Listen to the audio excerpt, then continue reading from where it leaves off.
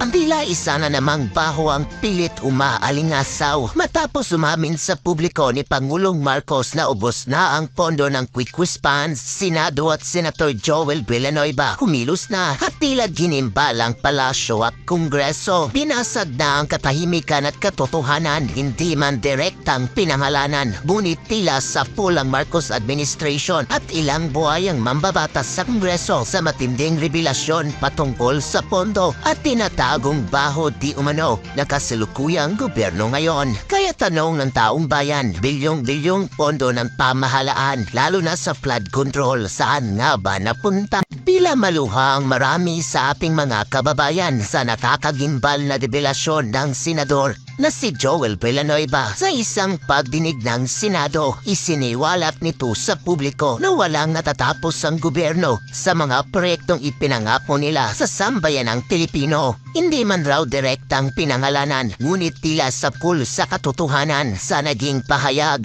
ng veteran senador. Hindi lamang ang Pangulong Marcos kundi maging ang mga inupo nitong korap di umano na magpasa hanggang ngayon ay nakaupo pa rin sa pwesto. At bukod nga raw sa bilyong-bilyong budget per day na ipinibigay dito para ponduhan hindi lamang ang DPWH kundi maging ang ibang ahensya ng gobyerno, hindi nga raw halos mapakinabangan ng sambayanang Pilipino ang mga proyektong pinupunduhan ng pera ng taong bayan. Ayon pa sa ilan nating mga kababayan, labis nga raw na nakakadismaya na mas pinagtuunan pansin ng administrasyon ngayon ang kabibigay ng ayuda at ang mga anli na pagdinig na di umano'y pamumulitika lamang. Ngunit ang totoong pangangailangan ng taong bayan katulad ng trabaho, proteksyon, mga proyektong dapat sana'y lubos na mapakinabangan sa magaang pamumuhay ng sambayanang Pilipino ay para lamang daw isang bula na bigla na lamang naglaho. Hindi na nga raw magtataka ang ibang senador katulad ni Senator Joel Villanueva kung patuloy na ikakatwira ni PBBM na ubos na raw ang pondo dahil sa mga di umano'y mga buayang nakaupo sa pwesto sa pamahalaan na tila nagbubulsa ng pera ng taong bayan. Tila lantara na nga raw ang korupsyon sa pamahalaan dahil hindi man lang raw sinasaway ang ilang opisyal ng gobyerno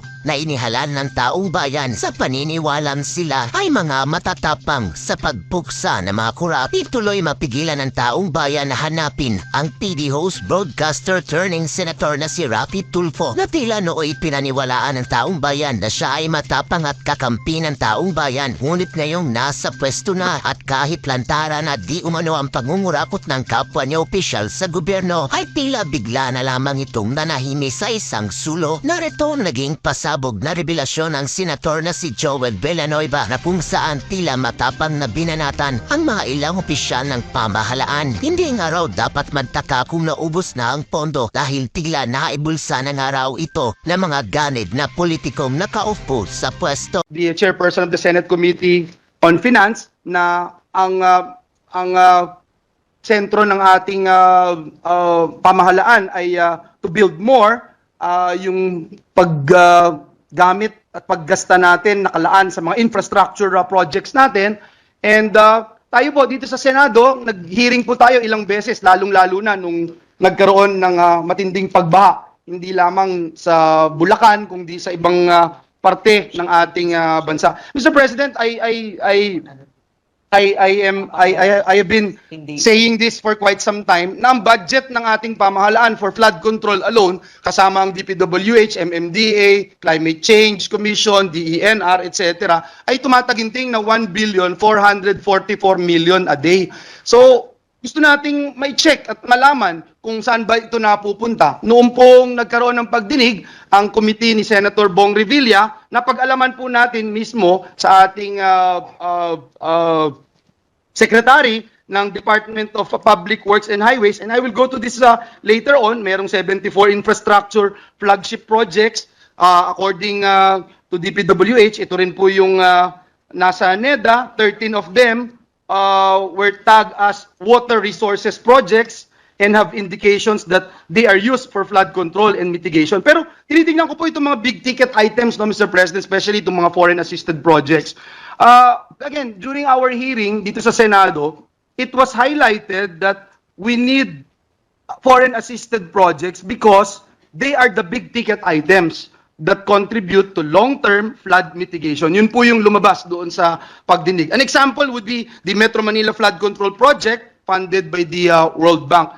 Pero kung titingnan po natin itong mga foreign assisted projects budget ng DPWH, ang lumabas po doon sa pagdinig, napakaliit o mas maliit ito kumpara sa small ticket projects. Kaya ang lumabas nga po doon sa pagdinig, patsi-patsi yung mga proyekto. Patsi-patsi yung naging project. And Senator Amy Marcos would also attest to this because she was there during that hearing. Why don't we invest, Mr. President, more in big ticket flood control projects? Kasi yun po yung lumabas nitong pagdinig, no? Lumabas po na for the past 3 years, we spent over 500 billion pesos for the flood control program, but we only allocated 25 billion for the foreign assisted programs. Now in 2024, FAPs are in the unprogrammed, Mr. President, itong 2024. So in the last 3 years, I'm looking at the data, we have only allocated 3.8 billion for the foreign assisted projects, which represents only 0.7% of the total flood management program of the DPWH. Kaya masakit to isipin, Mr. President, especially coming from a province like Bulacan, na taon-taon ho, binabanggit ho natin, ito yung flood control project, ito yung napupunta sa aming rehiyon, yun nga pong nakaraan doon sa Bicol region, mismo ng ating Senate President wanted to look into this because the past 2 years ay 60 billion plus yung naka-lodge doon sa flood control projects. Pero pag tinignan po natin at gaya nung nakaraang pagdinig sa DPWH, sinasabi po nila yung mga small items ang napagbigyan, hindi yung big items. Again, Mr. President, it only represents 0.7% of the total flood management program ng DPWH, yung foreign assisted itong FMPs, Mr. President, ng DPWH, Mr. President, doon sa foreign assisted project. So, may we know, Mr. President, why we are not investing more in big ticket flood control projects na makikita natin talaga yung pong prutas ng ating labor at investment. Thank you, Mr. President. Actually, I agree. There should really be a national plan as to the all these waterways and general engineering projects. We just approved yesterday 2 major projects for the flooding control, and that's in Marikina. 57 billion. 57 billion, itong sa Marikina, and Cavite, 30 billion. I'm sorry, Mr. President, in Cavite and Marikina, with yung Las Piñas daw, wala? JICA funded. Yung Cavite, Mr. President, how much? And sa Marikina, sorry. Marikina 60 billion, 30. 30 billion, and then in Cavite magkano? Cavite 20 billion. 20. There's an existing Okay. project, but we are adding 27 billion to address the issue of resilient. Okay, so there are existing projects in Cavite, but we're adding 27 billion more for flood mitigation. Hindi kaya magkagulo yung mga ibang It's to improve the design. to improve the design. Okay, so this is the JICA project. This is for Cavite. Now in Marikina, additional din yan. 57. 25 billion additional. Mr. President, 25 billion additional sa Marikina. I'm willing to wait for the total number of projects that have been approved recently, plus the figures. I'm more than willing to wait for it, Mr. President. My only point, Mr. President, is that if you look at this figure, Mr. President, 0.7% lang ng ginagastos natin na 1.44 billion pesos a day ang napupunta doon sa foreign assisted project na kinukonsider natin na big item projects, Mr. President. Mr. President, let me go to another issue on multipurpose water infrastructure. As I mentioned a while ago, the DPWH has 74 infrastructure flagship projects according to the NEDA. Yun po yung ni-report sa atin. Actually, Mr. President, just a correction, it's 186 flagship project. 186. No, but these are water infrastructure. Water yung sa structures, okay, 74. Opo. 74. And 13 of this 13 lang yung sa water resources projects, if I'm not mistaken, and have indications that they are used for flood control and mitigation. If I'm correct, Mr. President, please correct me if I'm wrong. That's correct, right? 13 of these are tagged as water resources. Karamihan po sa mga ito, Mr. President, may connection sa flood mitigation o flood control. May we know, Mr. President, alin sa mga proyektong ito ang may iba pang gamit kagaya po ng irigasyon, kuryente, industrial at iba pa, Mr. President, mula po dito sa 13 water resources projects? Power. Yeah. Irrigation, power, industrial. Actually, the one in Iloilo, always Halur. Alur, yeah, the great province of Iloilo. Multi-purpose po yan, yung dam nila. Nautusan po ako ng principal. Hingi daw lang po ako ng report at bigyan ko ng kopya ang bawat isa. So, if that Okay. is possible. Of course. So yun nga, yung example nga doon, yung dam doon, for irrigation, for power, di ba? So, at saka water supply. So, it's for households. Sige po, para mas mapadali, hintayin na lang po namin, Mr. President. Ayan po yung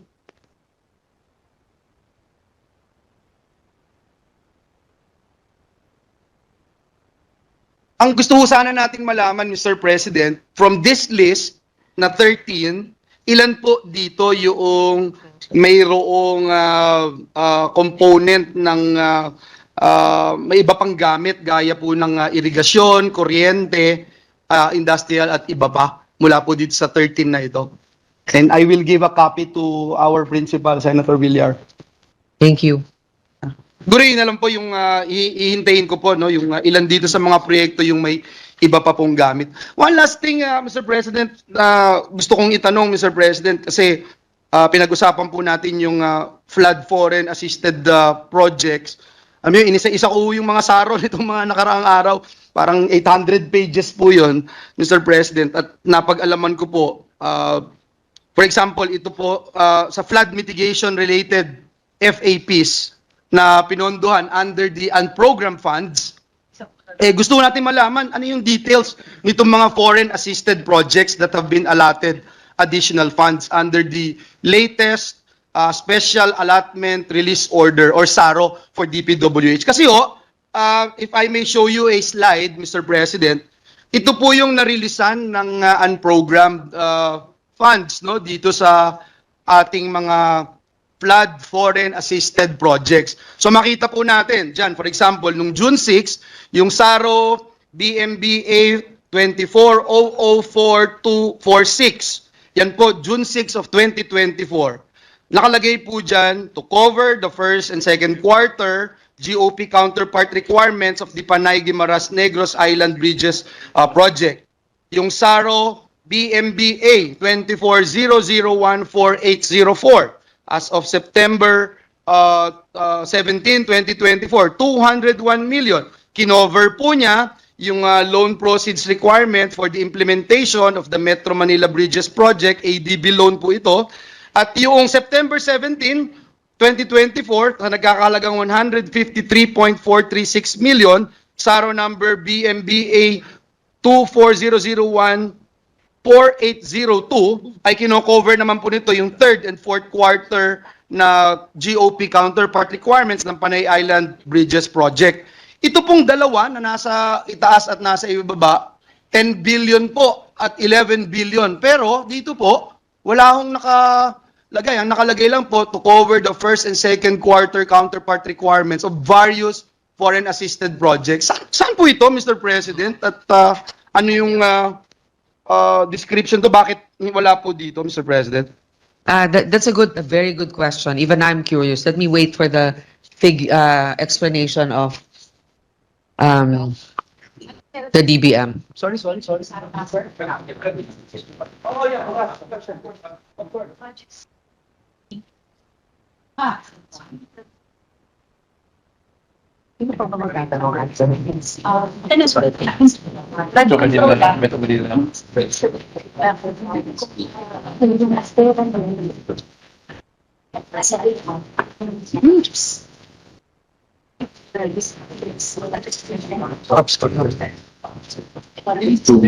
Kasi lumabas na dyan. Nakuha niyo yung SARO number, di submit niyo. Can we just submit that also to the here? Yeah, Mr. President, I don't mind na may submit, Mr. President, but may we just be enlightened whether or not these funds that were released under unprogrammed funds ay parte ng foreign assisted project na tumutukoy sa problema natin sa pagbao. Ito'y parte ng flood control project, Mr. President. Mr. President, what I have initially here, for example, is the Davao Bypass Construction Package, JICA PH 273. Meron din ditong Philippines-Korea Project Preparation, Output of Roads and Bridges, Dalton Pass Alignment, JICA. So, ito lahat yung... But it's not flood control, Mr. President. I just wanted to Ito, focus on may the flood floodway control bridges construction. because, Mr. President, the premise of this question lies on the fact that the flood control programs, the big ticket items, were placed under unprogrammed.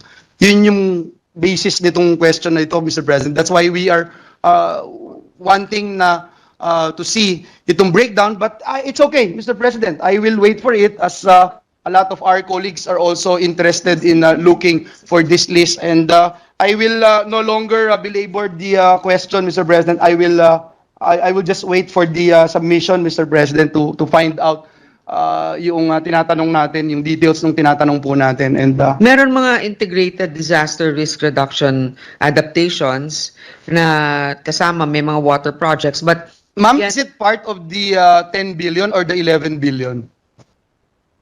actually it's part of a bigger pie. So I think that So DBM it's more than the Yeah. the figures that we are showing. I don't think we are directly asking answering your question, to be honest. And I think this is something that DBM has to clarify because the total 11 billion and 10 billion, parang hindi ko nakikita dito exactly. So I don't know if they're lumped I guess together. that's the reason, Mr. President. Oo. That's the reason why I flash on screen the number of SARO, Mr. President. Meron ditong 11,709. Yan ba yon? Hindi eh, iba rin eh. Mhm. So, Anyway, Mr. President, we'll wait for the list, Mr. President. We're willing to wait. And again, the premise of this representation's question is based on the fact that big ticket items that were supposed to address the problem of flooding in the country were placed under unprogrammed, Mr. President. So I hope that we can do something about it kasi mahirap umuwi ng Bulacan tuwing umuulan at bumabaha. At tingin ko yung mga kababayan natin ayaw na po ng relief goods, Mr. President. Ang gusto nila talaga solusyon. Sabi niyo yung excess na Kaya yan. salamat po, Mr. President. That would be my last question.